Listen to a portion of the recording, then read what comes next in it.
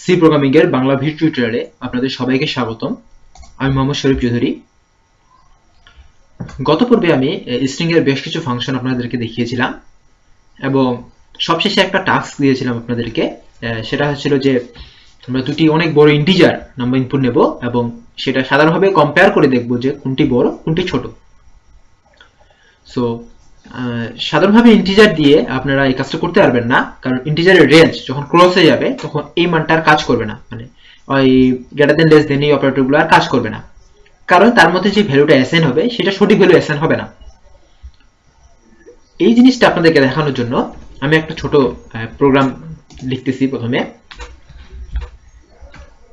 আমি একটি সব থেকে বড় যেটা ইনপুট নেওয়া যায় 64 বিট আনসাইন্ড লং ইন্টিজার সেটা নিচ্ছি।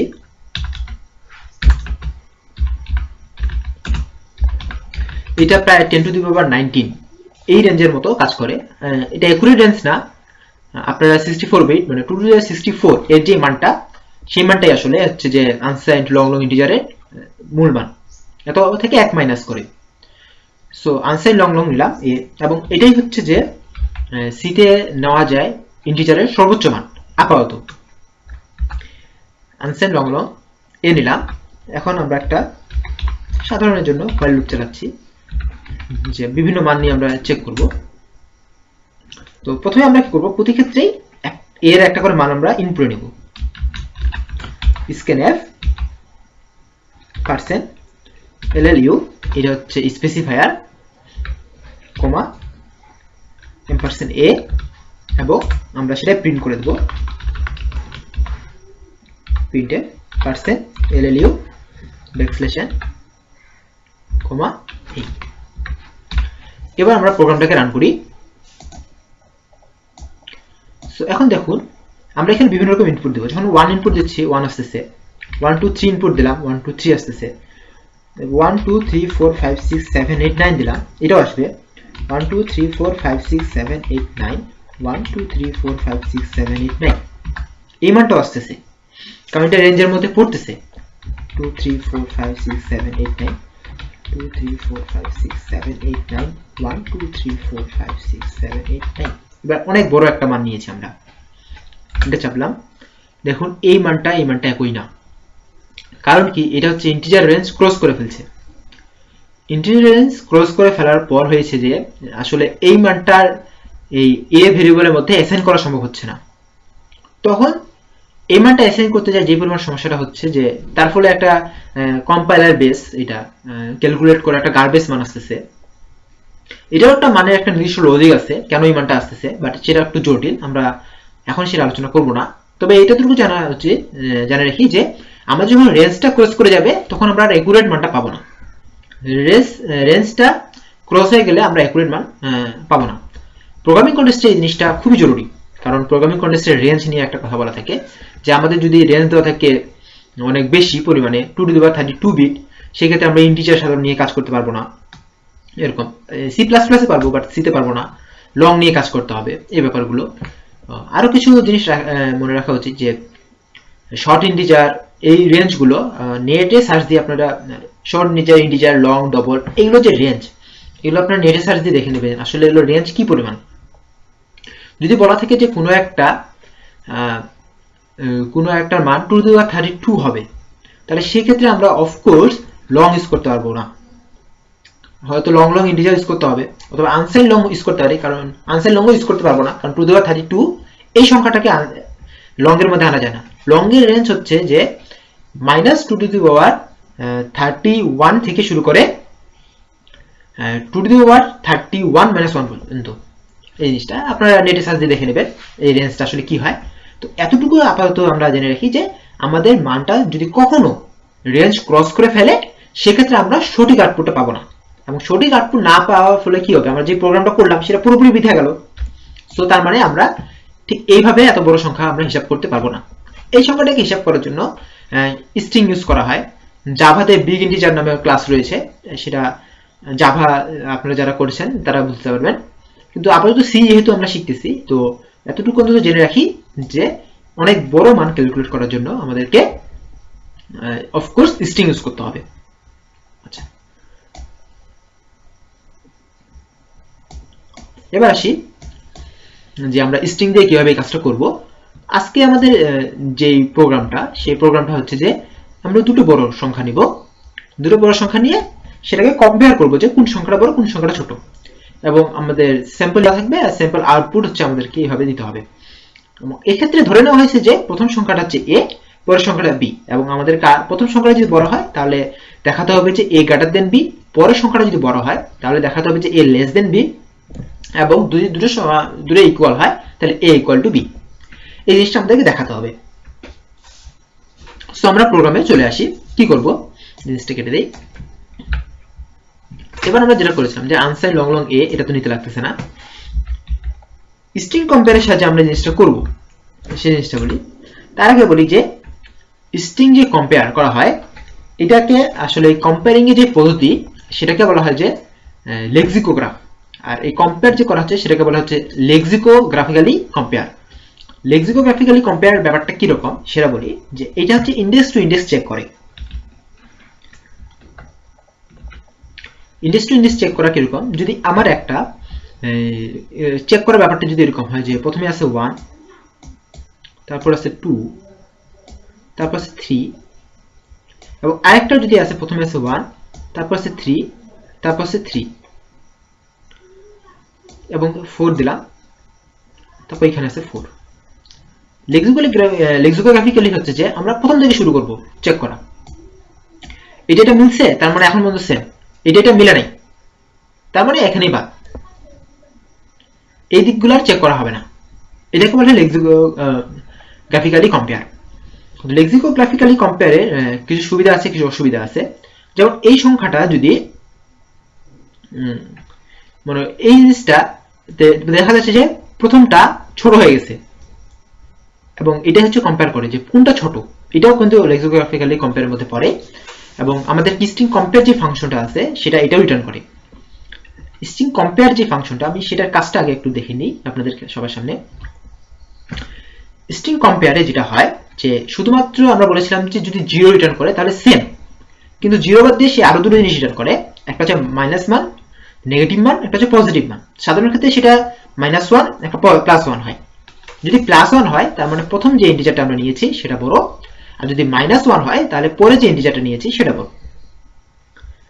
যেমন এখানে দুটো কম্পেয়ার করা আছে, যে আমি বোঝার সুবিধার্থে যেটুকু করেছি যে সম্পূর্ণটাই ঠিক রেখেছি, শুধুমাত্র লাস্ট ডিজিটটা চেঞ্জ করে দিয়ে এই দুটোর ক্ষেত্রে আমি কম বেশি বোঝানোর চেষ্টা করেছি। তো এই লেক্সিকোগ্রাফিক্যালি কম্পেয়ার হয় কি, যে প্রথমে এই ইন্ডেক্সটা এটার সঙ্গে চেক করে দেখে যে সমান, আবার এটার সঙ্গে এটা চেক করে আবার সমান, এটার সঙ্গে এটা চেক করে সমান, এভাবে সমান হইতে হইতে হইতে ততক্ষণ পর্যন্ত চেক করতে থাকে যতক্ষণ পর্যন্ত তারা মানে বড় ছোট বা কিছু এরকম না পেয়ে যায়, মানে অসমান কিছু একটা না পেয়ে যায়। যতক্ষণ পর্যন্ত সেম থাকে ততক্ষণ পর্যন্ত তারা চেক করে যায়। যেমন এখানে কিন্তু এই দুটো সেম না, একটা 9 একটা 8, তার মানে এখানেই ক্লোজ, এবং এখানে ডিসিশনটা নেয় যে কোনটা বড় কোনটা ছোট। এই ক্ষেত্রে যদি প্রথম ক্যারেক্টারটা যদি বড় হয়, অফকোর্স 9 বড়, আজকের দিক থেকে বড়, এই জন্য 9 যেহেতু বড় সেহেতু প্রথম স্ট্রিংটাকে বড় বলা হয়, এবং যেহেতু এ হচ্ছে যে ছোট সেহেতু পরের স্ট্রিংটা ছোট, এইভাবে গণনা করা হয়। এবং সেক্ষেত্রে এ দুটো যদি কম্পেয়ার করা হয় সেটা রিটার্ন করবে +1, এবং যদি বিপরীত ক্ষেত্রে যেহেতু এটা ছোট হয়ে গেছে এটা হয়ে গেছে বড়, তার মানে পরের স্ট্রিংটা হচ্ছে বড়, এর সেক্ষেত্রে রিটার্ন করবে -1। আমরা দেখে নেই যে কিভাবে হয়। আমরা দুটো স্ট্রিং নেব। স্ট্রিং এর জন্য হচ্ছে ক্যারেক্টার টাইপের অ্যারে নিলাম, str নাম্বার নিচে যেহেতু তাহলে n1 একটা নেই, দুটো নাম্বার বললাম আমরা 120 এর বেশি দিব না, n2 এটাও আমরা বললাম যে 120 এর বেশি দিব না। এখন আমাদের কাজ হচ্ছে যে স্ক্যান করে নেওয়া। তাহলে এখন আমরা এখানে লিখব while স্ক্যানে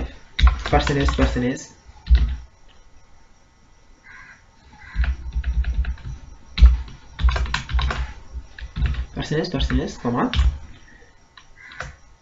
n1 n2 not equal to eof, এবং এখন আমরা চেক করব যে কোনটা হয়। if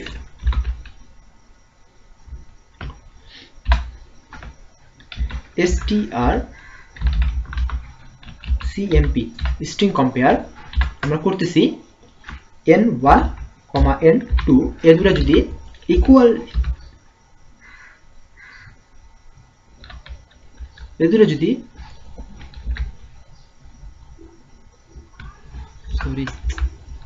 ইকুয়াল 0 হয়, যদি n1 আর n2 ইকুয়াল 0 হয়, তাহলে আমরা কি করেছিলাম যে a b সেম, তাহলে a ইকুয়াল b, তাহলে আমরা প্রিন্ট করব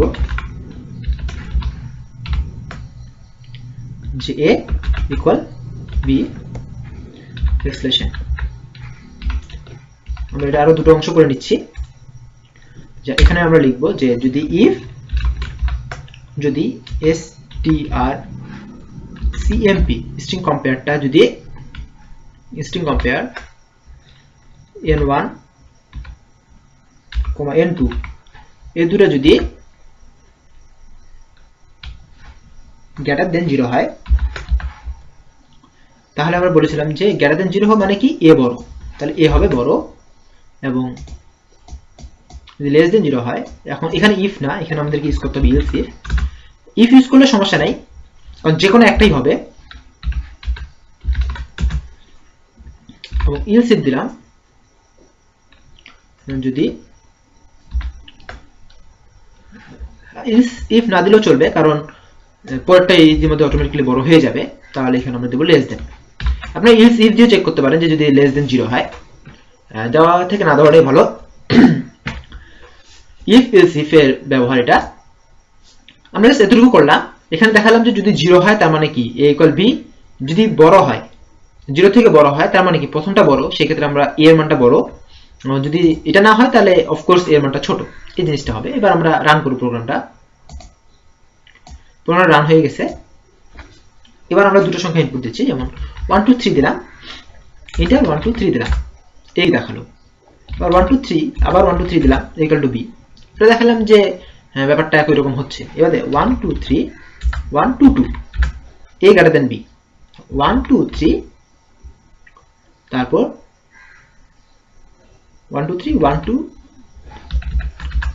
1 2 4 দিলাম লেস দেন b, এবং তো ঠিক আছে, কোনো ঝামেলা হচ্ছে না, তার মানে আমাদের প্রোগ্রামটা মোটামুটি ঠিক। কিন্তু ঠিক না, একটা ক্ষেত্রে ঠিক না, সেটা হচ্ছে যে আমরা যে 1 2 3 4 দিই এবং এখানে দিলাম 1 2 4, সেক্ষেত্রে দেখাচ্ছে এ ছোট। আসলে কি ছোট না, এ ছোট না। কেন এই কাজটা হলো? কারণ লেক্সিকোগ্রাফিক্যালি লেন্থ চেক করে না, যদি এটার লেন্থ বেশি বলে এটাই যে বড় হবে তার কোনো না। লেক্সিকোগ্রাফি চেক করে যে বলেছিলাম ডিজিট বাই ডিজিট, মানে প্রতিটা ক্যারেক্টার বাই ক্যারেক্টার চেক করে, এটা এটা থেকে বড় কিনা, এটা থেকে বড়। যখন এখানে দেখেছে যে নিচেরটা বড়, তার মানে অফকোর্স নিচেরটা বড় করে সে বলে দিয়েছে যে পরে যেটা আছে সেটা বড়, অর্থাৎ রিটার্ন করেছে মাইনাস। কিন্তু তারপরে যে ডিজিট না, এখানে ডিজিট নেই এখানে ডিজিট আছে, সেটা চেকও করেনি। এটা হচ্ছে লেক্সিকোগ্রাফিক্যালি চেকের যে ব্যাপারটা সেটা।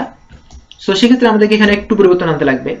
পরিবর্তনটা খুব বেশি না, পরিবর্তনটা একটু খুব ছোট।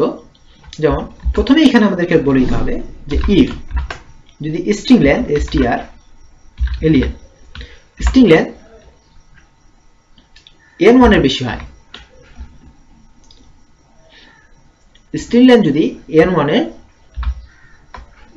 n1 greater than str alien,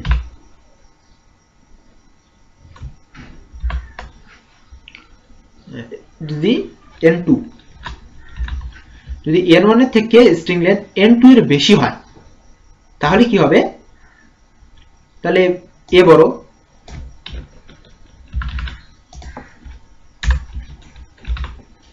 এটা হচ্ছে প্রথম কাজ। কারণ যেটা লেন্থ বড়, স্ট্রিং লেন্থ n1 এর যদি বড় হয় দেন তাহলে জেনুইনলি a বড়। এবং আরো যে ব্যাপারটা আসবে এখানে,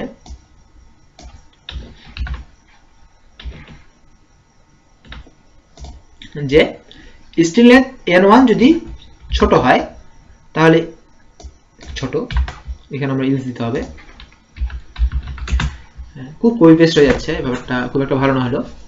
দেখুন এখানে হচ্ছে প্রথমে string length n1 string length n2 এর থেকে যদি যেটা বড়, n1 যদি বড় হয় তাহলে a বড়, n1 যদি ছোট হয় তাহলে a ছোট।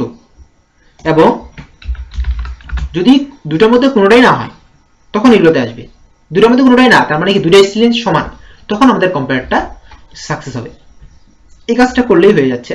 এবার আমরা আবার চেক করে দেখি 1 2 3 4 1 2 4 এক্ষেত্রে 1 2 এটা বেশি দেখাচ্ছে। আচ্ছা, তো এখন বাকিগুলোর জন্য অটোমেটিকলি কাজ করার কথা, কোনো প্রকার যেহেতু সমস্যা হওয়ার কথা না, কোনো সমস্যা হয়নি, কোনো প্রকার সমস্যা হয়নি। So control Z return. আপাতত এটা হচ্ছে ছোটখাটো একটা প্রোগ্রাম, কম্পেয়ার কিভাবে আমরা দুটো বিগ ইন্টিজার কম্পেয়ার করব সেটা হয়ে গেছে। তো এরপরেও একটা আপনাদেরকে টাস্ক থাকবে, সেই টাস্কটা হচ্ছে যে আসলে এই প্রোগ্রামটা এখন পর্যন্ত কমপ্লিট হয়নি। আমরা কিছু কিছু কেস ইগনোর করে গেছি, যে কেসগুলো আপনাদেরকে অফকোর্স সংশোধন করতে হবে, এবং এটা হচ্ছে আপনাদের টাস্ক। কিরকম টেক্সট, যেমন আমরা 1 2 3 আর যদি 0 1 2 3 দেই, সেটা সেম আসার কথা, কিন্তু এখানে সেম আসবে না। আবার 1 2 2 আর যদি 4টা 0 দেই, সেক্ষেত্রে কিন্তু সেম আসার, প্রথমটা বড় আসার কথা, কিন্তু আসছে না, কারণ এখানে 0টা ফ্যাক্টর করতেছে।